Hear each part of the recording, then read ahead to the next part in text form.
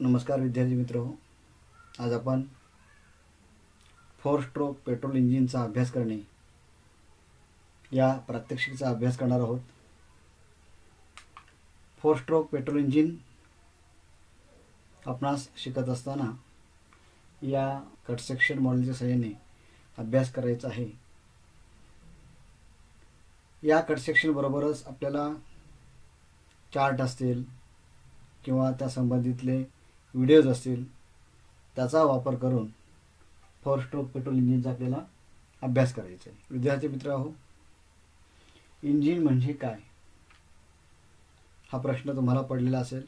तर इंजिन म्हणजे वाहनामध्ये शक्ती निर्माण करणाऱ्या साधनाला इंजिन असे म्हणतात।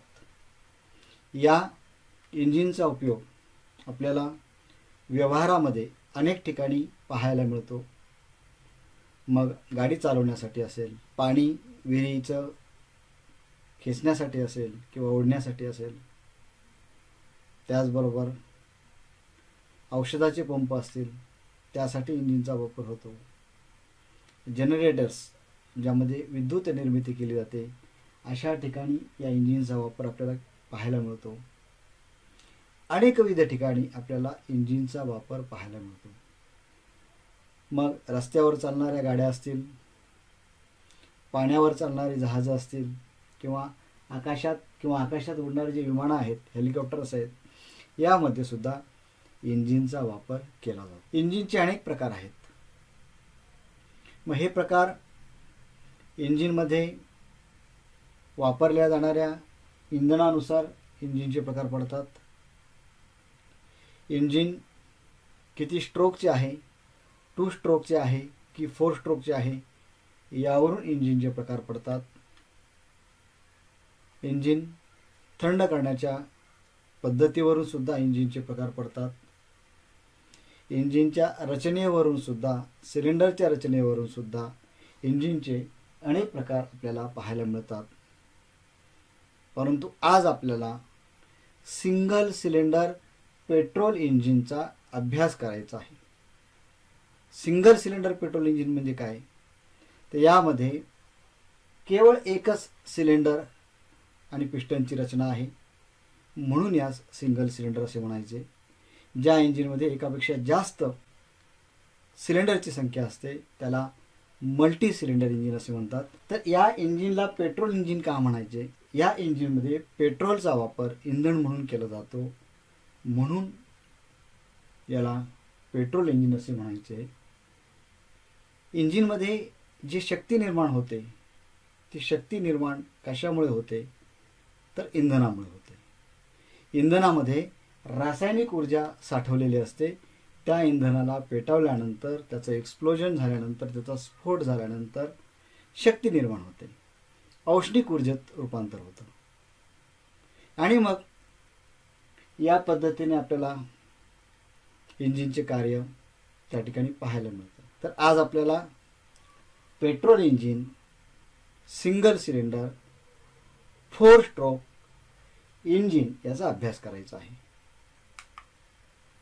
आता या इंजिनमध्ये साधारणपणे त्याची रचना कशी आहे हे आपण पाहूया। तर इथे आपल्याला दिसते पिवळ्या रंगामध्ये सिलेंडर हेड दाखवलेले आहे। जे सिलेंडर हेड म्हणजे त्या इंजिनचं डोकं,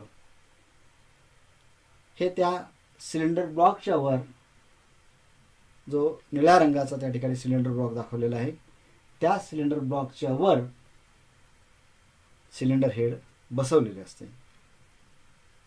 आणि सर्वात खाली जे आहे ते ऑइल सम, जे लाल रंगामध्ये दाखवलेले ते ऑइल सम। इंजिनचे प्रामुख्याने 3 भाग पडतात: सिलेंडर हेड, सिलेंडर ब्लॉक आणि ऑइल सम किंवा क्रॅंककेस, असं त्या 3 भागांची नाव आहेत। यामध्ये सिलेंडर हेड जे आहे ते सिलेंडर ब्लॉकच्या वर नट बोल्टच्या साहाय्याने बसवलेले असते। सिलेंडर ब्लॉकच्या खालील बाजूस क्रॅंककेस किंवा ज्याला ऑइल संप असे म्हणतो ते बसवलेले असते। तर या ठिकाणी आपल्याला सिलेंडर हेड, सिलेंडर ब्लॉक आणि सिलेंडरच्या खालील बाजूस बसवलेले क्रँकेस हे पाहायला मिळते. सिलेंडर हेड असेल, सिलेंडर ब्लॉक असेल किंवा ऑइल संप असेल, हे काही गाड्यांमध्ये जे इंजिन आहे त्या इंजिनमध्ये स्टीलपासून बनवलेले असते, तर काही गाड्यांमध्ये ॲल्युमिनियम अलॉयपासून बनवलेले असते. या इंजिनमध्ये पिस्टन हा सर्वात महत्त्वाचा भाग असतो. ज्या पिस्टनला सिलेंडरच्या आतमध्ये बसवलेले असते, ज्या पिस्टनवर आपण या ठिकाणी पाहतोय वरील बाजूस कॉम्प्रेशन रिंग आहेत तर खालील बाजूस ऑइल रिंग आहे. तर या ठिकाणी आपण पाहतोय ही कॉम्प्रेशन रिंग आहे आणि ही ऑइल रिंग आहे. या वरील बाजूस 1 ते 2 कॉम्प्रेशन रिंग असतात तर खालील बाजूस ऑइल रिंग दिलेली असते. या पिस्टनला गझन पिनच्या साहाय्याने म्हणजेच पिस्टन पिनच्या साहाय्याने कनेक्टिंग रॉडला जोडलेले असते. पिस्टन हा सिलेंडरमध्ये वर खाली TDC आणि BDC या 2 बिंदूमध्ये प्रवास करत असतो. या पद्धतीने अशा पद्धतीने पिस्टन हा सिलेंडरमध्ये वर खाली अप डाऊन या पद्धतीने प्रवास करत असतो. या पिस्टनला खालील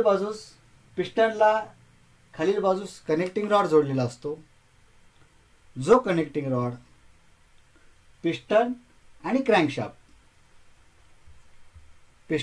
क्रँकशाफ्ट यांना जोडण्याचं महत्त्वाचं काम करतो. त्याचबरोबर आपण पाहत आहोत पिस्टनची हालचाल वर खाली होते, परंतु क्रँकशाफ्ट मात्र गोल फिरतोय. हेही ह्या कनेक्टिंग रॉडचं महत्त्वाचं कार्य आहे. त्याच्या विशिष्ट रचनेमुळे पिस्टनची वर खाली होणारी हालचाल, ज्याला रेसिप्रोकेटिंग मोशन म्हणतो, त्या रेसिप्रोकेटिंग मोशनचं रूपांतर क्रँकशाफ्टच्या गोल फिरण्यामध्ये म्हणजे रिव्हॉल्विंगमध्ये, चक्राकार गतीमध्ये रूपांतर करण्याचं कार्य हा कनेक्टिंग रॉड करत असतो. कनेक्टिंग रॉड स्मॉल एंड, या ठिकाणी हे जे स्मॉल एंड आहे या बेअरिंगच्या साहाय्याने पिस्टनला जोडलेला असतो, तर बिग एंडच्या साहाय्याने क्रँकशाफ्टला बेअरिंगच्या साहाय्याने जोडलेला असतो. क्रँकशाफ्ट हा कनेक्टिंग रॉडच्या बिग एंडला खालील बाजूस सिलेंडर ब्लॉकमध्ये किंवा इंजिन ब्लॉकमध्ये बेअरिंगच्या साहाय्याने बसवलेला असतो. या क्रँकशाफ्टला गोल फिरवण्याचं कार्य आपण पाहिल्याप्रमाणे कनेक्टिंग रॉड करत असतो. सिंगल सिलेंडर इंजिनमध्ये अशा प्रकारचा क्रँकशाफ्ट असतो, तर मल्टी सिलेंडर म्हणजे एकापेक्षा जास्त सिलेंडर असलेल्या इंजिनमध्ये अशा पद्धतीचा हा क्रँकशाफ्ट आपल्याला पाहायला मिळतो. अतिशय वजनदार आणि हेवी असा हा क्रँकशाफ्ट बनवलेला असतो. त्याला विशिष्ट पद्धतीच्या हीट ट्रीटमेंटने मजबूत केलेला असतो. या क्रँकशाफ्टला बाहेरील बाजूने फ्लायव्हील जोडलेले असते.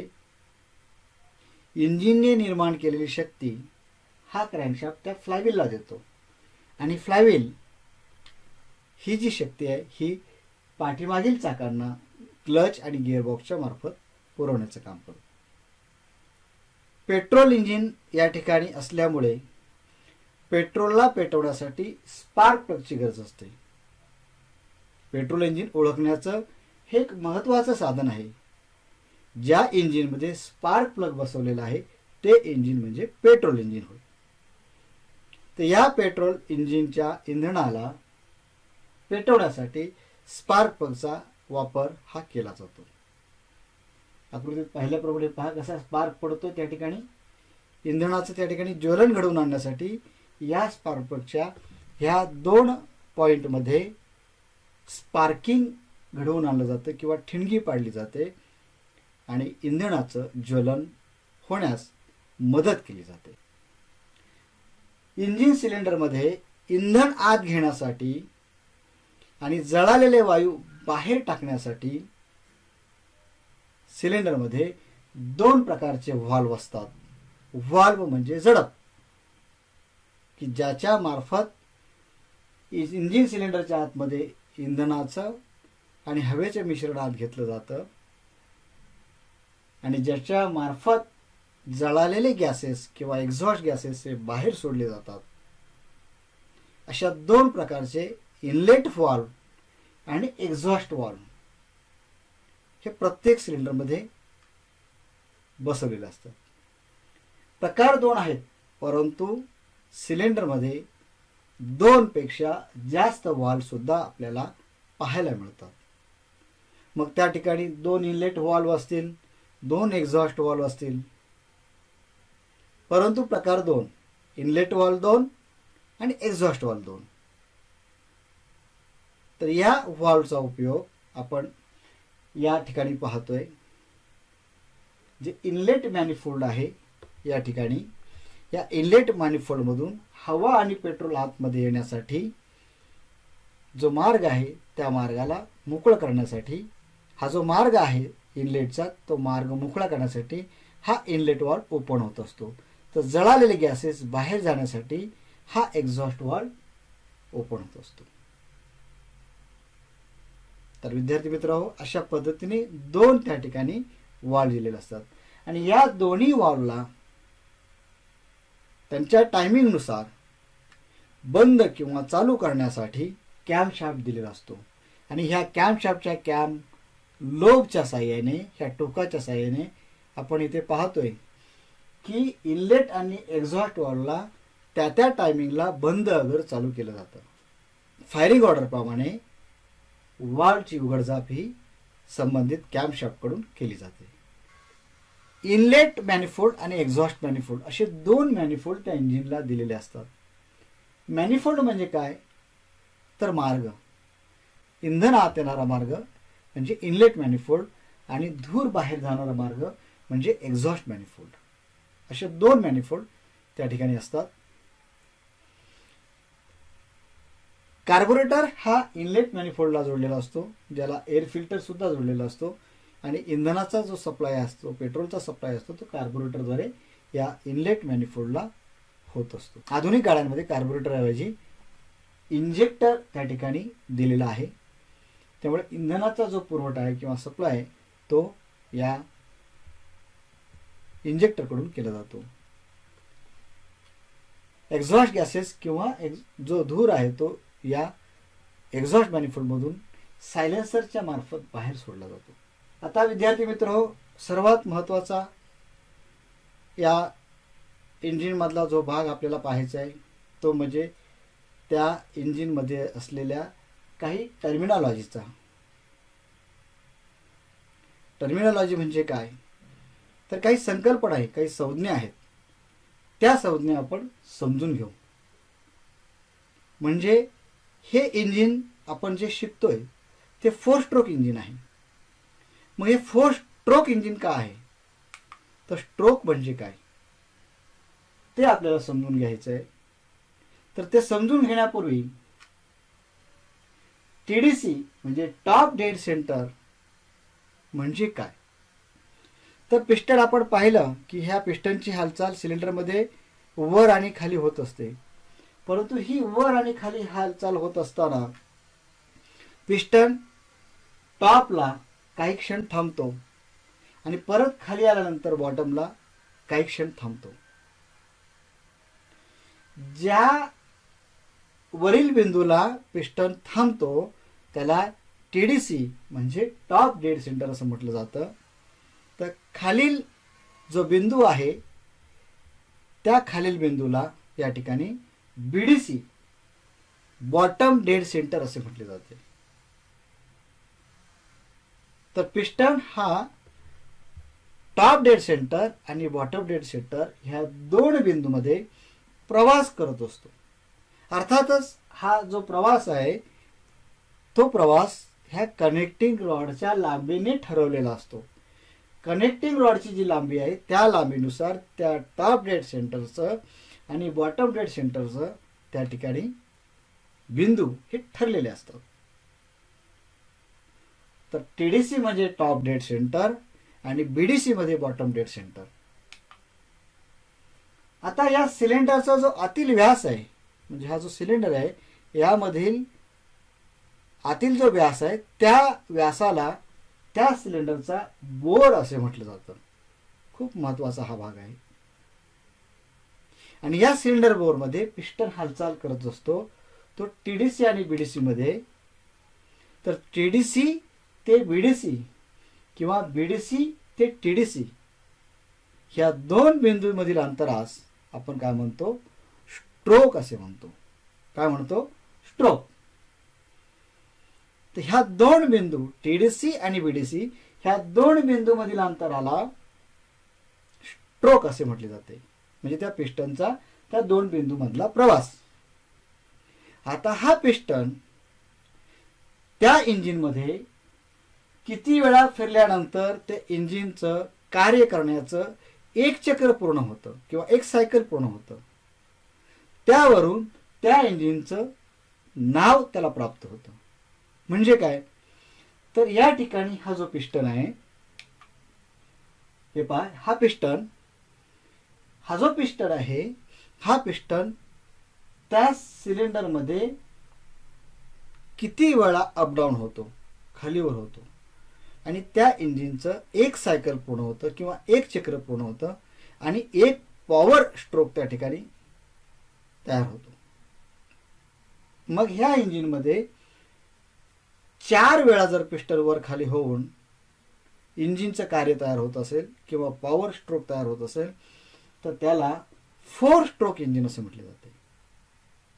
आणि जर त्या इंजिन मध्ये पिस्टनचे फक्त 2 वेळाच प्रवास होऊन इंजिनचं एक पूर्ण सायकल होतं त्यावेळेस त्याला 2 स्ट्रोक इंजिन असे म्हणतात.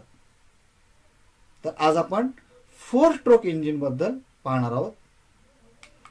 4 स्ट्रोक इंजिन मध्ये अशा पद्धतीने जी रचना आहे त्या रचनेचा आपण अभ्यास केला. त्यामधील विविध पार्ट्स आहेत त्या पार्ट्सचा आपण अभ्यास केला. आता आपण 4 स्ट्रोक इंजिन मध्ये जे 4 स्ट्रोक होणार आहेत ते कोणत्या क्रमाने होणार आहेत, त्यांचं कार्य काय, हे आपण पाहणार आहोत. 4 स्ट्रोक पेट्रोल इंजिन मध्ये सक्शन स्ट्रोक हा सर्वात पहिला स्ट्रोक आहे. या स्ट्रोक मध्ये इनलेट व्हॉल्व हा ओपन होतो आणि इनलेट व्हॉल्व ओपन झाल्याबरोबर आपण पाहतो की हवा आणि पेट्रोलचं मिश्रण त्या इनलेट मॅनिफोल्डच्या मार्फत सिलेंडरच्या आतमध्ये येते. पिस्टन हा टीडीसी कडून बीडीसी कडे जातो. टीडीसी कडून बीडीसी कडे जात असताना त्या सिलेंडरमध्ये निर्वात पोकळी तयार होते आणि ह्या निर्वात पोकळीमुळे सुद्धा इनलेट मॅनिफोल्ड मधून येणारी हवा आणि पेट्रोलचं मिश्रण हे वेगाने आत येतं. निर्वात पोकळीमुळे इनलेट मॅनिफोल्ड मधून सिलेंडरमध्ये ताजे मिश्रण जे आहे ते वेगाने ओढलं जातं.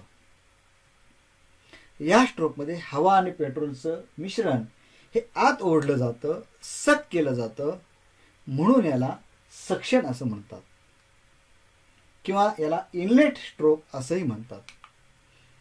या स्ट्रोकमध्ये पेट्रोल व हवा यांचे ताजे मिश्रण सिलेंडरमध्ये येते. एक्झॉस्ट व्हॉल्व मात्र बंद असतो. पिस्टन टीडीसी कडून बीडीसी कडे येत असताना क्रँकशाफ्टचा अर्धा फेरा पूर्ण होतो. म्हणजे क्रँकशाफ्टचे 360 डिग्री पैकी 90 अंशामध्ये क्रँकशाफ्ट हा गोल फिरतो. हा झाला पहिला स्ट्रोक, सक्शन किंवा इनलेट स्ट्रोक. या स्ट्रोक मध्ये जी होणारी घटना आहे ज्याला आपण इव्हेंट म्हणतो ती म्हणजे सक्शन होय. हवा आणि पेट्रोल आत खेचून घेण्याची जी घटना आहे, जी इव्हेंट आहे, ती इव्हेंट या सक्शन स्ट्रोक मध्ये होत असते. दुसरा स्ट्रोक जो आहे तो कॉम्प्रेशन स्ट्रोक. कॉम्प्रेशन म्हणजे काय, दाब देणे. सक्शन स्ट्रोकला जे हवा आणि पेट्रोलचं मिश्रण आत आले आहे त्या मिश्रणावर दाब देण्यासाठी या स्ट्रोकमध्ये पिस्टनची हालचाल होत असते, म्हणून याला कॉम्प्रेशन स्ट्रोक असं म्हटलं जातं. या स्ट्रोकमध्ये दोन्ही व्हॉल्व पूर्णतः बंद असतात. एअरटाईट वातावरण असतं. पिस्टन हा बीडीसी कडून टीडीसी कडे जावं लागतो, म्हणजे खालून वर जातो. आणि खालून वर जात असताना सिलेंडरच्या आतमध्ये जे आलेलं ताजं मिश्रण आहे ते मिश्रण हे दाबलं जातं. सक्शन स्ट्रोकच्या शेवटी इनलेट वाल्व बंद होतो, एक्झॉस्ट वाल्वही बंद असतो. आणि हे दोन्ही वाल्व बंद असताना पिस्टन कडून जे ताजं मिश्रण आहे त्याला दाब दिला जातो. आणि हा दाब देत असताना हवा आणि पेट्रोलच्या कणांमध्ये घर्षण होतं आणि उष्णता निर्माण होते. ते संपूर्ण ताजं मिश्रण प्रचंड गरम होतं. या तप्त हवेच्या मिश्रणावर या कॉम्प्रेशन स्ट्रोकमध्ये क्रँकशाफ्टचा अर्धा फेरा पूर्ण होतो. म्हणजेच क्रँकशाफ्ट हा 180 डिग्रीमध्ये फिरतो. म्हणजे पहिला अर्धा आणि आताचा अर्धा असा एक फेरा ह्या कॉम्प्रेशन स्ट्रोकच्या शेवटी झालेला असतो. पुढचा जो स्ट्रोक आहे तो पॉवर स्ट्रोक. कॉम्प्रेशन स्ट्रोकच्या शेवटी पिस्टन टीडीसीला असताना किंवा टीडीसीला पोहोचण्या अगोदर स्पार्क प्लग त्या तप्त हवेवर ठिणगी पाडतो. स्पार्क प्लगने ठिणगी पाडल्याबरोबर त्या इंधनाचा प्रचंड स्फोट होतो. आणि या स्फोटातूनच प्रचंड अशी ऊर्जा तयार होते, एनर्जी तयार होते. यालाच आपण पॉवर स्ट्रोक असं म्हणतो. म्हणजे काय, तर जी ऊर्जा तयार होते ती ऊर्जा पिस्टनला प्रचंड दाबाने खाली ढकलण्याचे कार्य करते. आणि ह्या पिस्टनच्या दाबामुळे कनेक्टिंग रॉड खाली ढकलला जातो, क्रँकशाफ्ट गोल फिरवला जातो, क्रँकशाफ्ट कडून फ्लायव्हीलला शक्ती दिली जाते, फ्लायव्हील ही शक्ती क्लच मार्फत पुढे गिअरबॉक्स मार्फत चाकांना देतो. तर या स्ट्रोकमध्ये शक्ती निर्माण होते, ऊर्जा निर्माण होते, म्हणून याला पॉवर स्ट्रोक किंवा वर्किंग स्ट्रोक असे सुद्धा म्हणतात. या स्ट्रोकमध्ये दोन्ही वाल्व बंद असतात. दाबलेल्या मिश्रणावर स्पार्क प्लग ठिणगी पाडतो व इंधनाचे ज्वलन होते. पिस्टन टीडीसी कडून बीडीसी कडे येतो. त्याचं कारण स्फोट. त्या स्फोटामुळे पिस्टन टीडीसी कडून बीडीसी कडे जाऊ लागतो. क्रँकशाफ्टचा अर्धा फेरा पूर्ण होतो. आता या ठिकाणी पॉवर स्ट्रोकच्या शेवटी पहिल्या स्ट्रोक पासून क्रँकशाफ्टचा 1.5 फेरा पूर्ण झालेला असतो. दोन्ही वाल्व साहजिकच आहे बंद असतात. पॉवर स्ट्रोकच्या वेळेस स्फोट निर्माण झाल्यानंतर त्या इंजिन सिलेंडरमध्ये धूर तयार होतो. मग हा जो धूर आहे, पेट्रोलियम पदार्थ जे आहेत त्या पदार्थांचं ज्वलन झाल्यानंतर त्या धुरामध्ये हायड्रोकार्बनचं काही प्रमाण असतं, carbon dioxide, carbon monoxide, sulphur dioxide, पाण्याची वाफ असे अनेक प्रकारचे दूषित वायू तयार होतात. आणि हे वायू बाहेर टाकण्यासाठी एक्झॉस्ट स्ट्रोक कार्य करतो. एक्झॉस्ट स्ट्रोकला इनलेट व्हॉल्व बंद असतो, एक्झॉस्ट व्हॉल्व ओपन होतो. आपण आकृतीत पाहतो लाल रंगाचा व्हॉल्व तो ओपन होतो. जो एक्झॉस्ट व्हॉल्व आहे ओपन झाल्याबरोबर जळालेले वायू किंवा एक्झॉस्ट गॅसेस हे त्या एक्झॉस्ट मॅनिफोल्ड मधून बाहेर पडतात, जे सायलेन्सर मार्फत आपण वातावरणामध्ये सोडून देतो.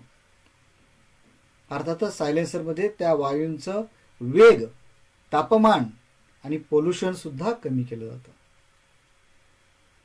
आणि असे जळालेले वायू वातावरणामध्ये सोडून दिले जातात. हे एक्झॉस्ट स्ट्रोक मध्ये होत असतं. यामध्ये एक्झॉस्ट वाल्व उघडा असतो. पिस्टन बीडीसी कडून टीडीसी कडे जातो, खालून वर जातो, जळालेल्या गॅसेसवर, एक्झॉस्ट वायूंवर दाब देतो. सर्व गॅसेस एक्झॉस्ट मॅनिफोल्ड मधून बाहेर ढकलले जातात. इनलेट वाल्व बंद असतो. क्रँकशाफ्टचा अर्धा फेरा पूर्ण होतो. हा या 4 स्ट्रोक इंजिन मधला शेवटचा स्ट्रोक. त्यामुळे क्रँकशाफ्टचा फेरा सुद्धा या एक्झॉस्ट स्ट्रोकला अर्धाच होतो. परंतु या स्ट्रोकच्या शेवटी क्रँकशाफ्टची 2 फेरे पूर्ण झालेले असतात. याचाच अर्थ या 4 स्ट्रोकमध्ये सक्शन, कॉम्प्रेशन, पॉवर, एक्झॉस्ट आणि त्याच बरोबर 4 घटना होतात अनुक्रमे सक्शन, कॉम्प्रेशन, पॉवर आणि एक्झॉस्ट. म्हणजे प्रत्येक स्ट्रोकला स्वतंत्र अशी ती घटना होत असते. आता येथे स्ट्रोक आणि घटना याबद्दल थोडंसं पाहूया. तर स्ट्रोक मध्ये पिस्टनची हालचाल आपण पाहिलं, पीडीसी कडून टीडीसी कडे किंवा टीडीसी कडून बीडीसी कडे जी पिस्टनची हालचाल होते त्याला आपण स्ट्रोक असं म्हणतो. पिस्टन 4 वेळा या इंजिनमध्ये हालचाल करतो. पहिल्या स्ट्रोकला सक्शन स्ट्रोक किंवा इनलेट स्ट्रोक असं म्हणतो. या सक्शन किंवा इनलेट स्ट्रोकमध्ये सक्शन ही घटना होते. म्हणजे काय, हवा आणि पेट्रोल यांचं मिश्रण सिलेंडरच्या आतमध्ये घेतलं जातं. ही घटना, ही इव्हेंट होते एका स्ट्रोकला. दुसऱ्या स्ट्रोकला कॉम्प्रेशन स्ट्रोकला कॉम्प्रेशन होतं. ताज्या मिश्रणाला दाब देण्याचं त्या ठिकाणी काम केलं जातं. ही वेगळी इव्हेंट किंवा घटना ती त्या कॉम्प्रेशन स्ट्रोकला होते.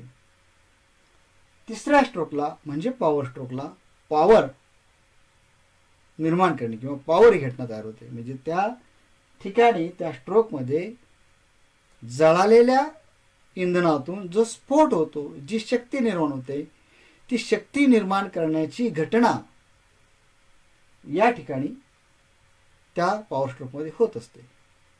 तर शेवटचा जो स्ट्रोक आहे एक्झॉस्ट स्ट्रोक, त्यामध्ये जळालेले वायू किंवा एक्झॉस्ट गॅसेस बाहेर टाकण्याची क्रिया किंवा घटना होत असते. याचाच अर्थ प्रत्येक स्ट्रोकला सेपरेट किंवा वेगळी अशी घटना होत असते.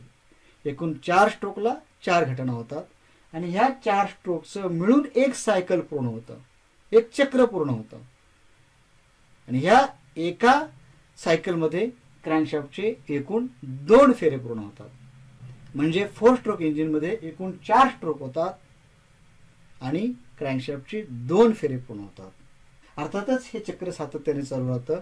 सक्शन, कॉम्प्रेशन, पॉवर, एक्झॉस्ट, पुन्हा सक्शन, कॉम्प्रेशन, पॉवर, एक्झॉस्ट. आपण आकृतीत पाहतोय त्याप्रमाणे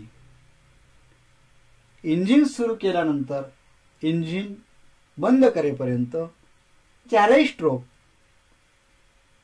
सायकलमध्ये सतत होत असतात. ज्यावेळेस इंजिन आपण बंद करतो त्यावेळेस हे सायकल बंद होते. तर विद्यार्थी मित्र हो, आज आपण 4 स्ट्रोक पेट्रोल इंजिनचा या ठिकाणी अभ्यास केला. पेट्रोल इंजिन काय म्हणायचं, तर यामध्ये इंधनाचा वापर म्हणून पेट्रोलचा वापर केला जातो. सिंगल सिलेंडर काय म्हणायचं, तर यामध्ये सिलेंडरची संख्या ही एकमेव आहे, एकच आहे, म्हणून सिंगल सिलेंडर असं म्हणायचं. या इंजिनमध्ये किती स्ट्रोक होतात, तर 4 स्ट्रोक होतात, म्हणून याला 4 स्ट्रोक सायकल इंजिन असंही म्हटलं जातं. अर्थातच पेट्रोल इंजिनचा शोध हा ओटो नावाच्या शास्त्रज्ञाने लावला, म्हणून याला ओटो सायकल इंजिन असं सुद्धा म्हणतात. OTTO, ओटो या शास्त्रज्ञाने याचा शोध लावला पेट्रोल इंजिनचा, म्हणून याला ओटो सायकल इंजिन असं सुद्धा म्हणतात. याच इंजिनला कॉन्स्टंट व्हॉल्यूम सायकल इंजिन असं सुद्धा म्हणतात. म्हणजे काय, पॉवर स्ट्रोकला इंधन जळत असताना जळत असलेल्या इंधनाचा जे व्हॉल्यूम आहे ते स्थिर राहतं, म्हणून त्याला constant volume cycle engine, volume म्हणजे आकारमान, कॉन्स्टंट व्हॉल्यूम सायकल इंजिन असे सुद्धा म्हणतात. तर विद्यार्थी मित्र हो, आज आपण जे 4 स्ट्रोक पेट्रोल इंजिन पाहिलं, त्या 4 स्ट्रोक पेट्रोल इंजिन मध्ये आपल्या मनामध्ये काही शंका असतील, काही प्रश्न असतील तर त्या जरूर विचारा. त्या सर्व शंकांचं, प्रश्नांचं समाधान केलं जाईल आणि पुढील जे इंजिन आहे 4 स्ट्रोक डिझेल इंजिन, हे आपण पुढील भागामध्ये पाहणार आहोत. धन्यवाद.